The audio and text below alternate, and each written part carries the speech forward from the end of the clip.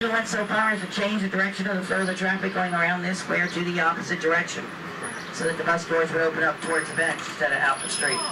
Yeah. On your right, we have the First Baptist Church, built in 1838.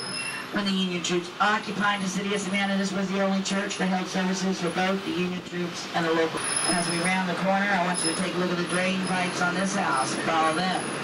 Down, down, down, down, down, right down here by the sidewalk. You will see one of our dolphin downspouts. There's one on each side of this house. Aren't they cute? I don't know why they call them dolphins though. If you ask me, you put a couple of whiskers on them, they'd look more like catfish, wouldn't they? There's another one right there. In the center of the square to your left, in full military uniform, is the statue of our founder, James Oglethorpe, sculpted and designed by Daniel Chester French and Henry Bacon.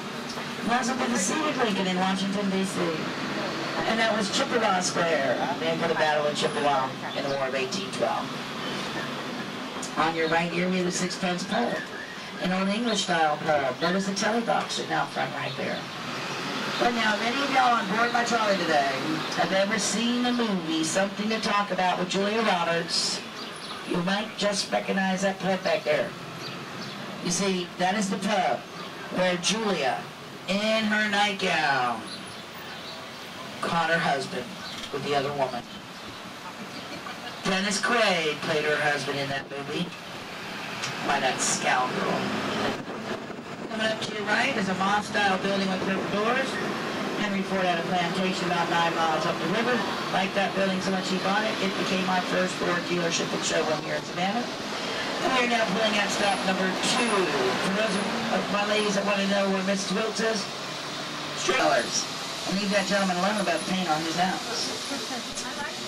Here we have Madison Square, named for our 4th President, James Madison, and the statue in the center is of Sergeant William Jasper. He was an American Revolutionary War hero that always carried the flag, the colors in the battle. He was mortally wounded in the siege of Savannah, October 9, 1779. On your right here, in the Green Meldrum House, built by Charles Green, a British citizen, at a cost of $93,000. Now, when Sherman entered the city of Savannah on his famous march to the sea on December 22nd, 1864, Charles Green offered his home right there to Sherman. So Sherman did use that house right there as his headquarters.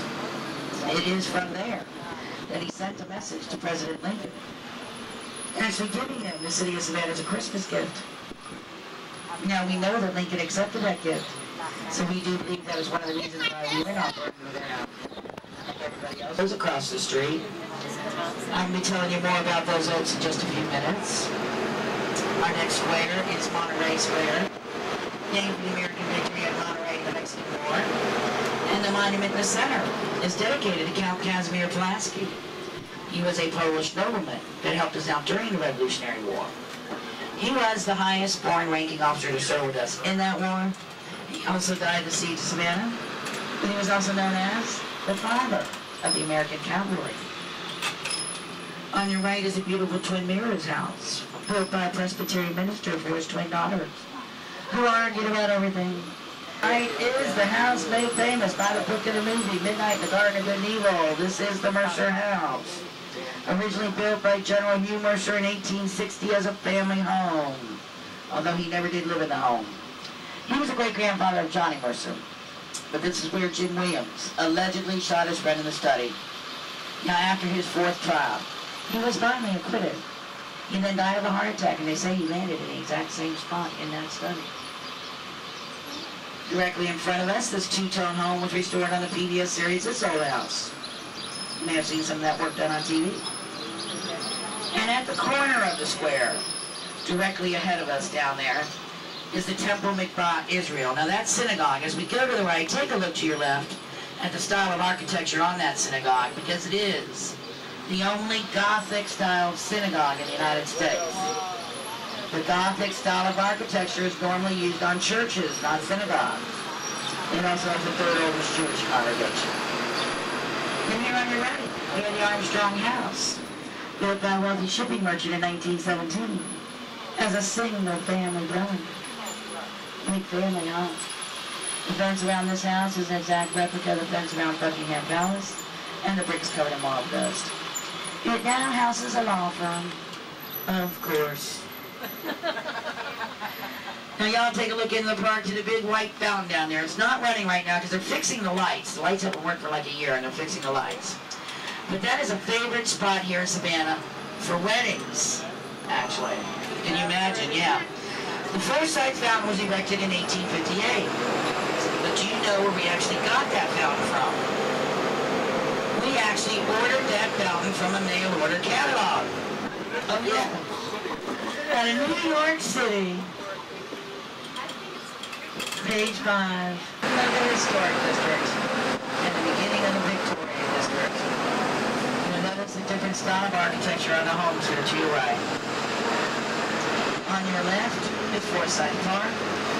Named out in 1851. This park encompasses over 20 acres. Now look in the center of this park to the big monument right there on our left with the soldier standing up on top of it. That is the Confederate War Monument. Now that soldier right there is facing the north, and for good reason. You see, back in those days, whenever they erected a military monument, it was always erected facing the direction of the enemy. Now y'all know that the North had been the South's enemy. Now that monument was paid for by the wives and daughters of the Confederate soldiers who lost their lives in the Civil War.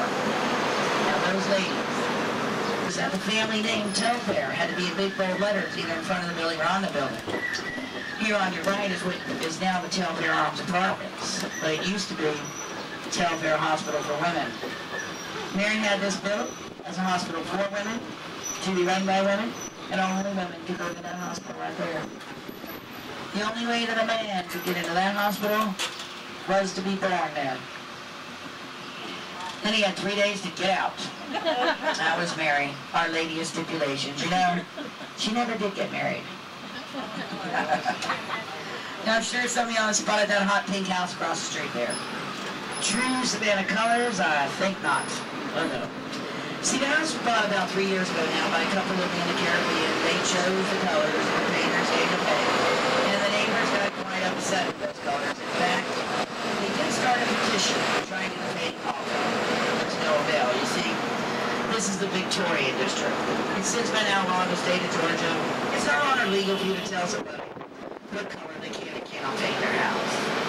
The only reason why they can still do it in the 2.5 square mile historic district in front of us is because it was a law before it became illegal. So the old law got grandfathered into the new law. On your right, the mansion on Forsyth Park. Now from this corner right here, all the way up to those big tall windows, is the addition to the original home. You see the original home is up at the corner, built in 1838, designed by Alfred Eichberg.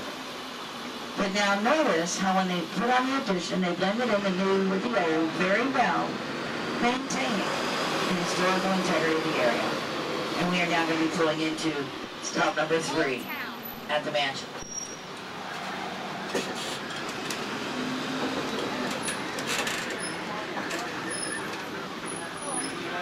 Moss, but it's not really a true moss at all. It's actually an airborne plant. It lives off the water and dust in the air. It does not harm the tree in any way. It just uses it for support. But unfortunately, those early settlers would stuff their mattresses and pillows with that moss. And there was some teeny tiny little problems with that, you see. That moss is filled with red bugs, chiggers. But we do believe that it's probably where we them saying, sleep tight, don't let the red bugs die. On our left, you'll see our magnolias are in full bloom this time of year. You see the beautiful white flower there.